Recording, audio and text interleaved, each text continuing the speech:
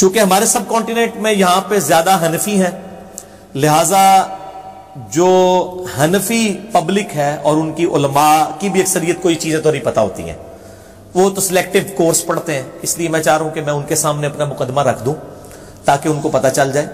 اگر ان کے بزرگوں نے ان کو اس حوالے سے نابلد رکھا تو اب کم از کم وہ اپنی اصلاح کر لیں، اور اندھی تقلید اور اندھے بن کے کسی کے پیچھے چلنا اس کا قلع کما ہو۔ اس حوالے سے میں ائمہ اربعہ یعنی 4 بڑے اماموں کی نسبت سے 4 مثالیں HD کیمرے میں دکھانے لگا ہوں اوریجنل کتابوں سے، اور بریلوی مکتبہ فکر کا ترجمہ میں دکھاؤں گا، کیونکہ باقی لوگوں کو تو وہ گستاخ سمجھتے ہیں، تو بھی بریلویوں کا ترجمہ جی وہ کہتے ہیں جی ہمارے بزرگ بڑا ادب والا ترجمہ کرتے ہیں، میں وہ ادب والا ترجمہ پریکٹیکلی 4 مثالیں دکھاؤں گا۔ اس کے بعد ہم عوام کی عدالت میں یہ فیصلہ رکھیں گے، لوگوں کو پتہ چل جائے گا انشاءاللہ تعالی۔ اور یہ وہ چیزیں جو آج تک میں نے آن ایئر نہیں کی تھی، فرسٹ ٹائم میں آن ایئر کرنے لگا، یہ 4 مثالیں۔ پہلی مثال جامعہ ترمذی سے ہے، انٹرنیشنل نمبر کے مطابق 906 نمبر ہے، مکتبۃ الشاملہ میں بھی 906 میں ملے گا، یہ انٹرنیشنل نمبر ہے، اسلام 360 میں بھی آپ کو یہ 906 نمبر مل جائے گا، لیکن میں بریلوی ترجمہ دکھانے لگا ہوں، اس کا نمبر ڈیفرنٹ ہوگا، ضیاء القرآن پبلیکیشن کا۔ اٹینشن ہو جو جی فرحان صاحب ہوں، یہ دکھائیں جی سب سے پہلے ان کو، جامعہ ترمذی ضیاء القرآن پبلیکیشن، بریلویوں کا چند بڑے اداروں میں سے، جس کے اربوں کے شیئرز ہیں پورے پاکستان میں، شبیر بردرز کے بعد سب سے بڑا ادارہ ہے ضیاء القرآن پبلیکیشن۔ انہوں نے یہ ترجمہ چھاپا ہے جامعہ ترمذی کا، جس میں انٹرنیشنل نمبر کے مطابق 906 نمبر یہ حدیث ہے، اور اس میں اس کا نمبر جو ہے 830 ہے، اور باب کا نام ہے اونٹ کو اشعار کرنے کے بیان میں۔ اشعار کیا ہے میں آپ کو سمجھا دیتا ہوں، یہ ان کو یہ والا پیج ہی دکھائیں صرف جی، کلوز کر کے، میں بھی تھوڑا آگے ہو جاتا ہوں تاکہ HD کیمرے میں پڑھا جا سکے۔ یہ والا پیج، یہ پیج دکھانا ہے آپ نے، اونٹ کو اشعار کرنے کے بیان میں۔ اشعار کیا ٹرم ہے یہ میں آپ کو انشاءاللہ سمجھاتا ہوں، پھر آپ کو بات سمجھ آ جائے گی۔ بیسیکلی اشعار کہتے ہیں کہ جو ہدی کا جانور ہوتا ہے، یعنی حج اور عمرے کے لیے جو جانور لے کے جایا جاتا ہے نا، تو نبی صلی اللہ علیہ وآلہ وسلم کی سنت تھی کہ اس کے گلے میں ایک تو وہ قلائدہ اس کو کہا جاتا ہے، ایک ہار ڈالتے تھے تاکہ پتہ چل جائے دور سے یہ اللہ کے نام کے جانور ہے۔ اسی سے تقلید لفظ بھی لکھا ہے، یہ تقلید بھی وہ پٹا ہی ہوتا ہے نا گلے میں۔ تو نبی صلی اللہ علیہ وسلم اپنے مبارک ہاتھوں سے وہ رسی اس کی نا بچتے تھے اور ڈالتے تھے۔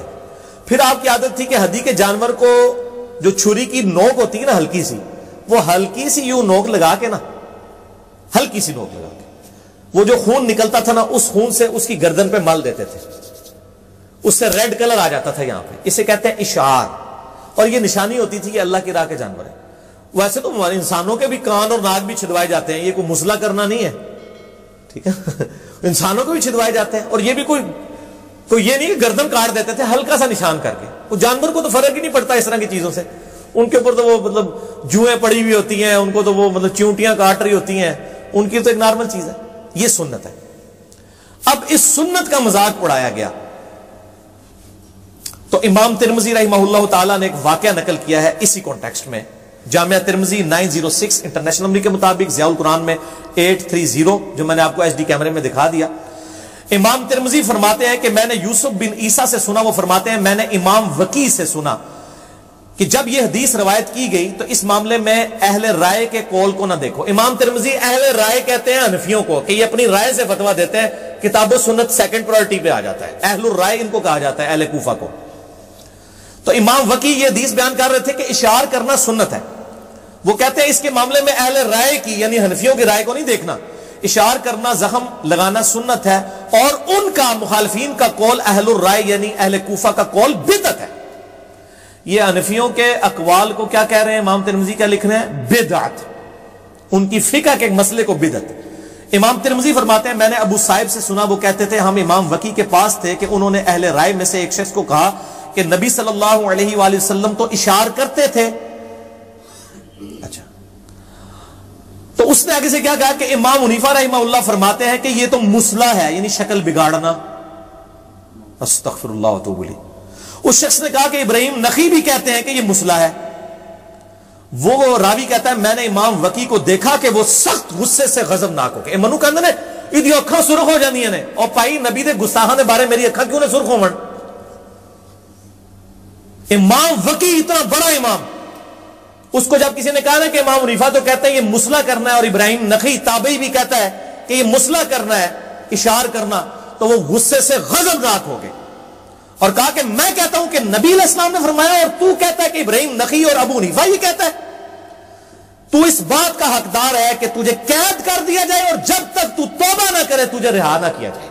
امام وکی زندہ ہونا آج کل کے سارے مقلدین کو جیلوں میں ڈال دیں. یہ آپ دیکھ لیں. اب نیچے انہوں نے وہ فے ڈالی ہے فساد والی, ویسے تو فے فائدہ والی ہوتی ہے نا, ایک فے فساد والی فا. اب ان کو پتا چل گیا یہ معاملہ گڑبڑ ہو گیا, اب چونکہ یہ حنفی تھے بریلوی. لکھا اشار کہتے ہیں اتنے زخم لگائے جائے کہ کھال کے گوشت میں زخم نہ پہنچے. امام حنیفہ کے نزدیک بھی اشار سنت ہی ہے.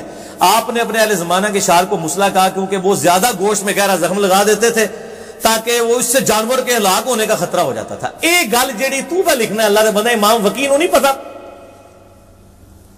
یعنی جس کو کہتے ہیں نا دفاع کرنے کے لیے انہیں نہیں, اصل اے نہیں, اس طرح تو آپ ہر باطل چیز کا دفاع کر لیں گے. ٹھیک ہے, یہ پہلی مثال تھی. آیا جو مزہ؟ ہاں.